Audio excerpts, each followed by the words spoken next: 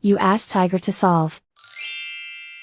This deals with linear equations with one unknown. The final result is y equals 45.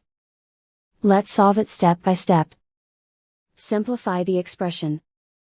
Simplify the arithmetic. Group like terms.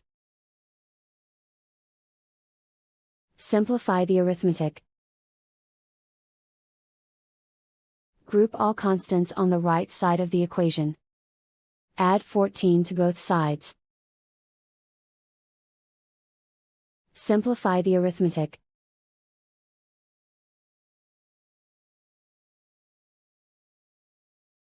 Isolate the y. Multiply both sides by 3. Group like terms. Multiply the coefficients. Simplify the fraction. Simplify the arithmetic. And so the final result is y equals 45.